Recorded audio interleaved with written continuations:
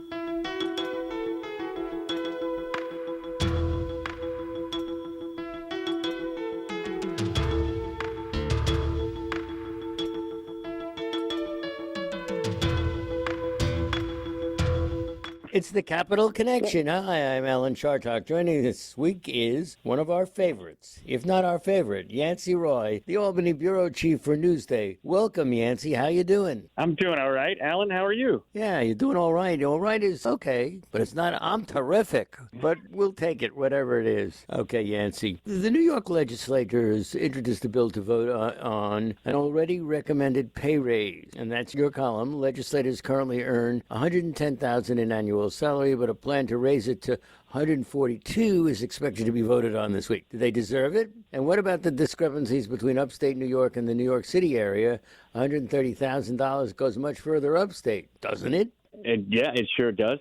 You know, let's take a look at the context here. What happened was, lawmakers way back when had granted them, so they have to vote on their own pay raise, and that's always a tricky thing.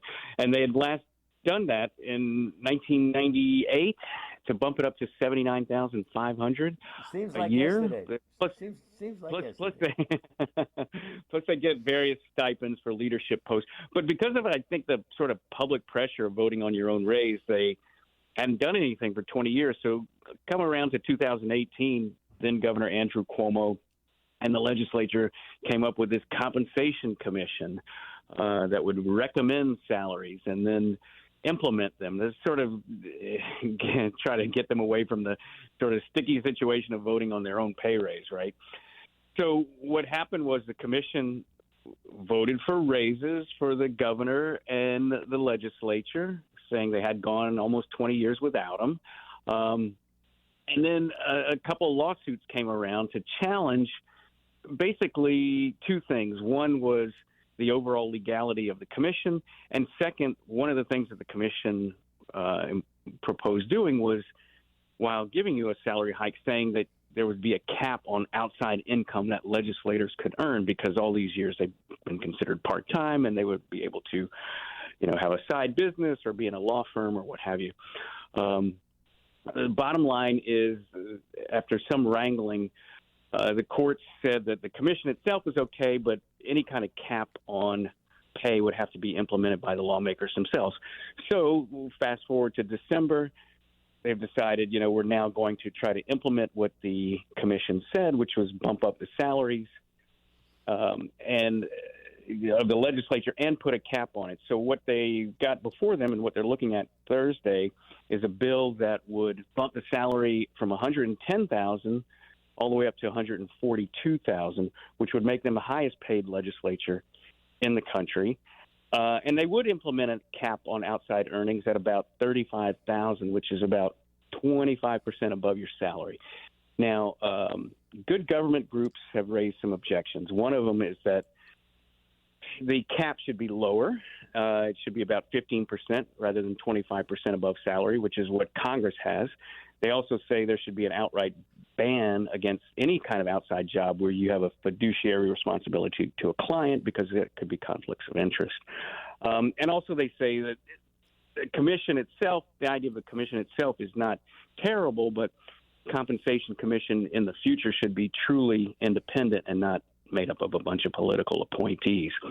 Now, Republicans have objected to such a big pay hike, saying, the economy has not really rebounded completely from the pandemic, and especially upstate. That's a lot of money, $142,000.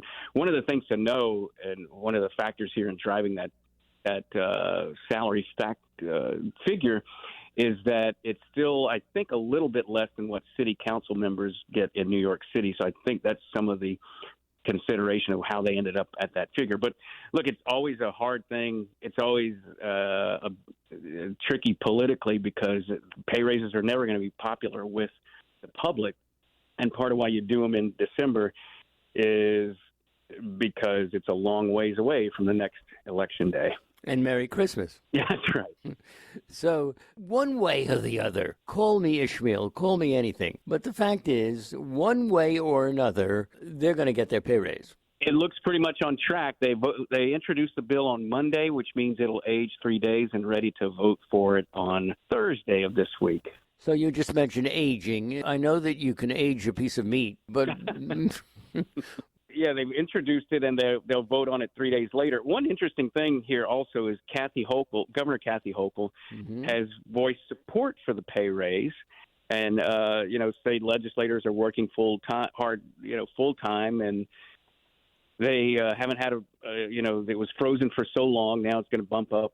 It already bumped up from 79 up to 110. Now it's going to go up to 140. But one thing left unsaid that we didn't get to was this compensation commission 4 years ago already had recommended salary increases for the governor, attorney general, comptroller, and all the agency commissioners. And all of those went through several years ago without a court challenge. So this commission, which was ostensibly there to raise the salaries of the executive and the legislative branch, the executive branch raises all went through. It was only the legislative part that got hung up by court challenges, and I think you see that's part of why the governor and the executive branch saying, the legislative branch should get a raise too now.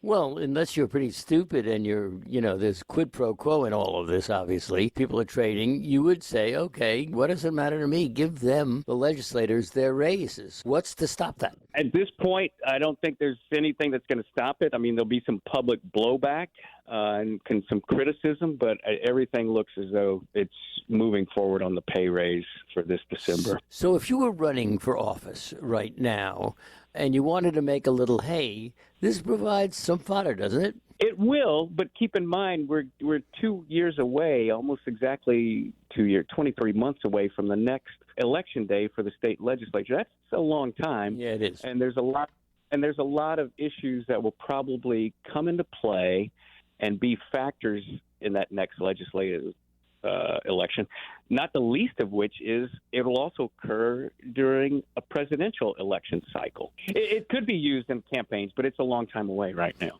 Yeah. So if you were running for political office right now, this is probably a good time to raise your pay because it is Christmas, it is the New Year, people have short memories, right? Yeah. So let me ask you this. The issue for me is whether or not legislators are properly paid. Now, I've worked on this for many, many years. I worked on it when I was at the Eagleton Institute of Politics, and this became the number one thing that legislators were interested in. But there's real danger here, isn't there, when you are a proponent of raising your own pay? Yeah, it is. Who in some ways who wouldn't want to be in that position? Hey, I'm going to decide my own salary. This goes back to one of the things that the watchdog groups, such as the New York Public Interest Research Group and Common Cause and others, have said, is that we're not saying that the salary should be $110 a year or $140. We don't know, but what we're saying is get a real independent commission that's not full of political appointees that decides what the appropriate salary is and comes to that through sort of independent investigation, and then, maybe we could say that that's a good process. But right now, as it is in the Constitution, basically it's in the hands of the legislature and nobody else. Meanwhile, there's a new Siena poll that finds New Yorkers believe Governor Hochul didn't make good on many 2022 goals. What do you make of that so soon after she was elected? Well, I guess two things. I don't have any kind of historical context data in front of me, but I would venture to say that if you did that sort of poll every year, whether it's the governor of New York or the president, there'd be quite often you would find that the public didn't think that chief executive did too well on his or her goals. So there's always like an element there of, either dissatisfaction or whatever you did is not quite enough. And I think that would hit the leader or the governor or president of any party. So there's a little bit of that. But then there's also, her first year in office was a little bit of a, try to break from Cuomo and keep things status quo and just kind of moving along till you get through the election. And she did win, although more narrow margin than expected. And I think that now she has a full term, I think there will be more expectation and on, seeing Kathy Hochul put her own stamp on the office and put it in its own direction. I think there might even be more expectations now that she's got a full term. I'm glad you mentioned Cuomo. The New York Post reported that former Governor Andrew Cuomo had dinner with Kellyanne Conway, of all people, former President Trump's top aide, where they apparently talked about politics and their mutual podcast. Do you think Cuomo is going to try to make a political comeback at some point? I can tell you this right now. I do. It's hard to say. I think that he started his own podcast in a way to try to get back in the conversation, get into the mix. Politics to show that he's not, completely gone. I don't know. It's a little early for me to make any kind of prediction because he's just been out of office a year and a quarter, I guess. And as far as right now in New York, I don't think there's much talk of Andrew Cuomo and what his future might be. But again, we've got, another cycle of elections coming in a couple of years. He's trying to kind of keep his name just in the conversation. I don't know if it's towards any sort of running again or anything at this point. But I think right now it's more or less to, again, show that, don't forget me. I'm still out here. I'm still doing things. I still have thoughts on, issues and problems and what we should do. But beyond that, it's a little early to say where this might any of this lead for Andrew Cuomo. Indeed. Okay, so now your paper, Newsday, tried to make sense of the 10 lawsuits filed against New York State's concealed carry weapons law. Can you bring us up to date on that? Well, this all started when the Supreme Court last summer, the U.S. Supreme Court struck down New York's concealed weapons law, which had been on the books for 100 years and had been one of the stricter ones in the country. The Supreme Court said that the standards for getting a license were too subjective, but the state could try again and put in more objective standards. So the Democratic-controlled legislature and Kathy Hochul did just that. Not only did they put a lot of conditions in, such as 18 hours of training before you could get a license, but they also threw into the law dozens and dozens of prohibited places where you could never carry a concealed weapon. This is, places that serve alcohol and parks and government buildings, and the list goes on and on and on. Immediately, guns rights groups said that law was even more restrictive than the one that got struck down. So it sparked just a bevy of lawsuits, 10 and counting so far. Some have challenged the First Amendment, free speech. Some have challenged Second Amendment on the right to bear arms. Some have challenged equal protection under the 14th Amendment. Some have said it's too burdensome. There's a whole variety of breadth and of lawsuits and arguments filed in Western New York, Northern New York, one on Long Island. It's all over the place. And, folks have been seeing little incremental stories where one judge grants an injunction and in one level, and then the next few weeks later, the next court up puts a stay on it. So we tried to put together a chart of all the lawsuits There are 10 right now. They're in various stages. The bottom line, though, is that all the provisions of the concealed carry law that was passed last summer are still in place. Even when a judge has granted an injunction to say some of these can't be enforced, that's later been kind of taken over by a stay placed on it. So the key thing to watch is that there's going to be some lawsuits moving forward as we go into 2023. It'll probably be months down the road before we get any kind of real substantial ruling that kind of shows where this is going. But it just shows you the interest in the law and the interest in gun rights groups and sort of knocking holes into the law. It's going to be one of the big issues to follow in the courtroom in 2023. Let's switch subjects. The deadline is approaching fast now for Governor Kathy Hochul to make her selection for the state's top judge. I guess the question here is, does the public really care? Do they watch it? Is this such a strategic thing that they're going to say, golly gee whiz, Martha, that was terrific, or not? You know, that's a good question because it draws – the New York top court is important. It does decide a lot of important issues in the state, but it generates nowhere near the controversy of the U.S. Supreme Court, which is pretty obvious to say. You know, it's not dealing with sort of the fundamental big picture rights that we've seen recently in the federal courts, especially abortion. But the New York State Court of Appeals is pretty important, and the direction is important.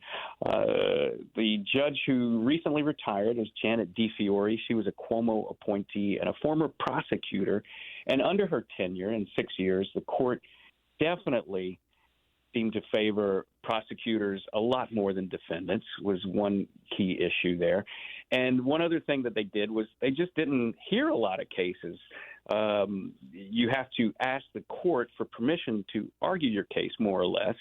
And the chief judge sets the tone on how many cases you're going to hear a year. And under DeFiore, that number dropped dramatically. So while it wasn't maybe a kitchen table topic, if you're folks who, work on criminal law, whether you're a defense or a prosecutor, if you work on civil rights issues, these things were pretty important. And the court dramatically cut down on the number of cases it said, which basically means fewer people got their day in New York's highest court.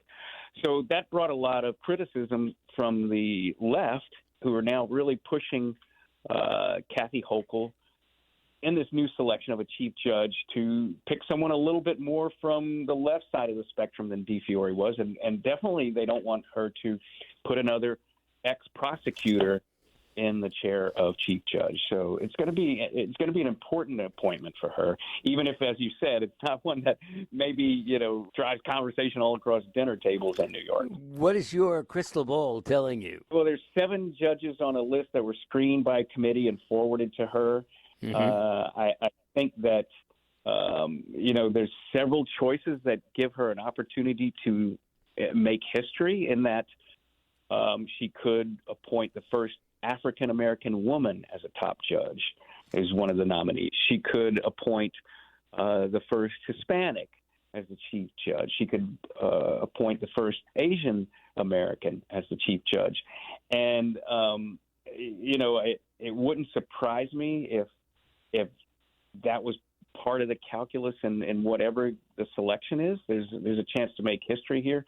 So, who knows? There's a lot of candidates with different profiles. She could select a person who was recently with the Legal Aid Society, which defends indigent clients, and putting that person as the chief judge would also be pretty groundbreaking. So I think that whoever she selects, look for, that to be part of the equation and that to be part of the stories when the selection is made. There's be some sort of groundbreaking to be made with this selection. We, of course, I want to remind you, if you've come in late, are talking to Yancey Roy, always a favorite here on our program because he knows so much. Okay, so Yancey, let's talk about New York City Mayor Eric Adams' plan to involuntarily remove people who are suffering from mental illness from the city's streets. As you write, Yancey, Adams' plan for the mentally ill may prompt a push for more hospital beds What other concerns are being expressed over this plan?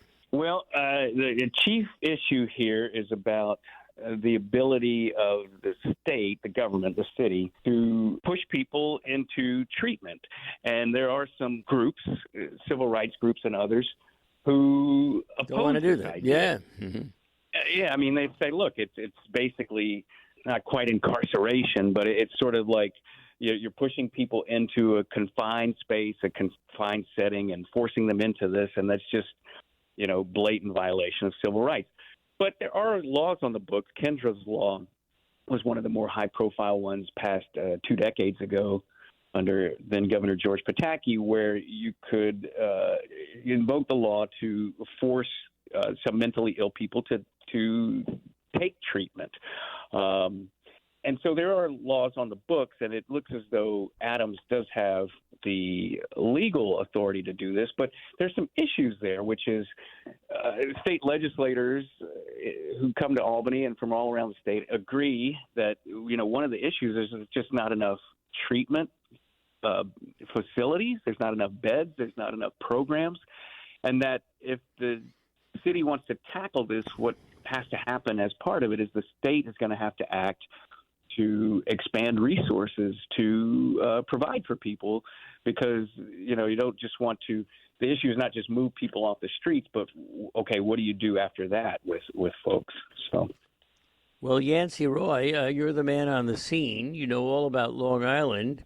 And I want to talk to you about Long Island and gambling. There are operators now looking at Long Island sites. One of the world's largest gambling business, Las Vegas Sands Corporation, is looking to build a casino on Long Island at the suggestion of its senior vice president, David A. Paterson, a former New York governor, who I have a picture of in my office with me. Do we need more casinos in New York, and do they have a site yet? Well, the legislation that was approved several years ago authorizes 3 downstate casinos. They already had expanded upstate several years ago.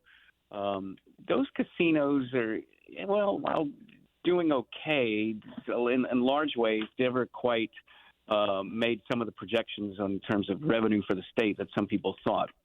Now, the thing is with downstate casinos is there's such a huge population in and around the New York City metro area that some folks think that this will be a much more lucrative venture, not only for the casino companies, but also for the state that will get all the tax dollars. So there is a lot of interest in the 3 casino licenses. And we're talking at an important point here, because come January 6th, the state will open the window for receiving what they're calling requests for proposals for a casino. So, and that window will be open for a while, but that will begin in January, where you can submit, here's our proposal for expanding. One of them, everyone's expecting is Yonkers Raceway, which is right now got video slots. Aqueduct will probably be a competitor. There's going to be interest in sites in Manhattan, I think. There's going to be some in Queens. There might be a bid to propose one on Coney Island. And there's also likely going to be a proposal for, as you mentioned, Long Island. Sands is interested in a couple of sites. One of them especially is the old Nassau Coliseum, which used to house the Islanders, the hockey team way back when. So I think what you're going to see in the next few months as we move into next year is just a flurry of proposals being put on the table, and a lot of promises of how many jobs and how much tax revenue this will generate. And it's going to be a big issue to follow through 23. I don't think you'll see any kind of decisions, though, till the latter half of the year. But the first thing to see is just how many actual proposals. There's been a lot of talk about, people proposing things. We'll see, what they actually put down in paper and submit to the state pretty soon. Got to go fast because we're running out of time, but I do want to ask you this. New York Attorney General Tish James is rejecting criticism that her office didn't take sexual harassment allegations against her longtime chief of staff seriously. The New York Times published a story quoting one of the women who accuses Ibrahim Khan of misconduct. Khan resigned after a decade when the claims, which were said to be credible, emerged. What do we know about all of this? Well, some of the details are still emerging. And as you mentioned, there's been a number of stories. The Times most recently had a former staffer accusing, saying the office should have done more about the former staffer because they knew about this behavior. It's part of the context here is that Attorney General Tish James was the person who spearheaded the report about allegations of Andrew Cuomo's alleged sexual harassment in a report that was filed last year, which eventually was a key reason of leading to Cuomo's resignation as governor. And so now folks are looking at James because, her office has a staffer where, there's also a sexual harassment allegation. Some of that's to be played out. It's a little bit different, though, in terms of like a staffer versus the governor of the state. And so I don't know. It's not an equal situation between the two, but it certainly created a lot of scrutiny about how Tish James is handling it within her own office. We're out of time. Our guest has been Yancey Roy, the Albany Bureau Chief for Newsday. Yancey, thanks so much for joining us. We so appreciate the fact that you come back and talk to us. It's really great. Always a pleasure, Alan.